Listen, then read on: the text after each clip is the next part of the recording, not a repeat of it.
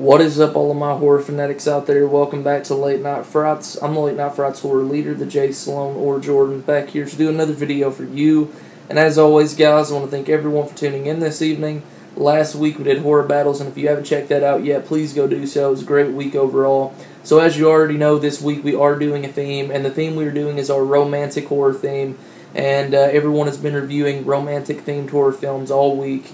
And obviously Saturday is not my day, and it's Mike's day usually, but this week I had to ask him if he would switch days with me, and the reason for that is because I was really sick Monday, and I'm really still congested, not feeling the best, but, you know, switch days with him, so that's why I'm doing my video today on Saturday. So I want to thank Mike for trading days with me this week. We'll be going back to regular schedule next week. So, the romantic-themed horror film that I chose to review is an earlier one from 1943, a part of the classic Universal Monsters collection that I own, and, yeah, it is The Phantom of the Opera. Okay, so like I said, The Phantom of the Opera was made in 1943. This one was directed by Arthur Lubin, starring Susanna Foster, Nelson Eddy, and Claude Rains. And what I'm going to be doing is going over the plot, the direction, the acting, everything about this one. I'm going to be ranking it, telling you where it stands in my personal favorite of the classic Universal Monsters films. And yeah, so without further ado, let's go ahead and I'm going to talk about the plot a little bit. So the plot follows a character who has been playing the violin at this opera for nearly 20 years. Very good at his job, very kind and loving man, but he's starting to lose the feeling in his fingers. So losing that, it's just like a guy who works at a desk job, a typewriter. Once you lose your fingers, you lose your job, you lose your technique, and your ability to work. So he loses his fingers, his feelings, so he can't work, so they have to dismiss him and let him go, which really breaks this man. Everyone thinks he's poor, although he's really not. He's been saving money and taking money that he's not saving and putting it into this girl who does vocals and sings at the opera. He has a lot of hope for her, I guess you could say. He's fell in love with her, kind of like a protege kind of thing. He sees greatness in her, and he wants to improve her voice by helping her get singing lessons. And he's been diving and, you know, putting money, or saving is what I meant to say. He's been saving and putting money back and, you know, paying for her vocal lessons, I guess I should say. And it kind of backfires on him. He needs to find a work. He needs to find another position within the opera that they will let him do. And it's just, he's losing hope, and he writes a piece of music, his life's work. He writes it, sends it to a publisher, I believe. It sends it to be viewed.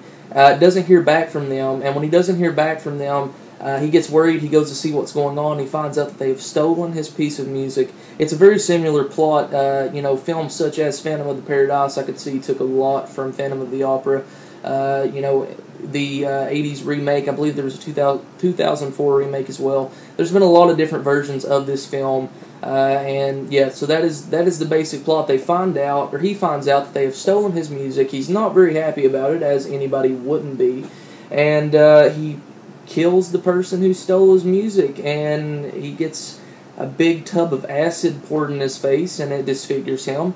And he starts to stalk the opera and tries to help this girl secretly in ways that she doesn't know, unknowingly help this girl, you know, fulfill her dream of singing in the opera. She's a backup singer. She's nothing major, but he sees her talent, he sees her technique, and he's pushing for her to sing throughout the entire film while he is stalking the halls of the opera. So that is the basic plot around this one. Without going any further into the story, I really enjoyed it. The only scenes that I did not like too much, is because I'm not an opera person, was the opera scenes where they were all singing for 15, 20-minute scenes. It got a little old. I can handle it to a certain extent, and then it kind of passed due for me, where it was like I was not enjoying those scenes as much. If it would have been 5, 10 minutes, 15, 20 minutes of that, I just can't handle it. It was non-stop.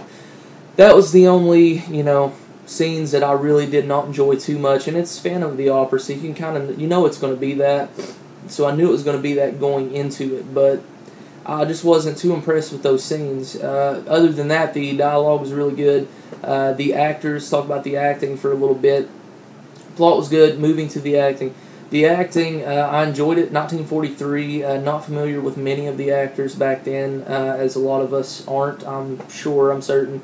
It was good, though. I mean, really good acting by the guy who played the Phantom, I guess you could say. I felt really sorry for him, although I did prefer Phantom of the Paradise, Winslow Leach. I thought he had a more sympathetic tone to him.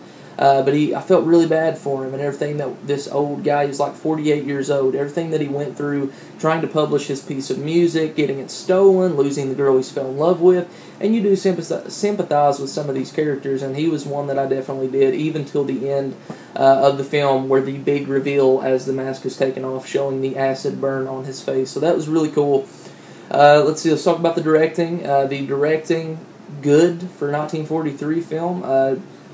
The shots that were taken were good. I really, really liked the shots. And I really liked the quality of this one.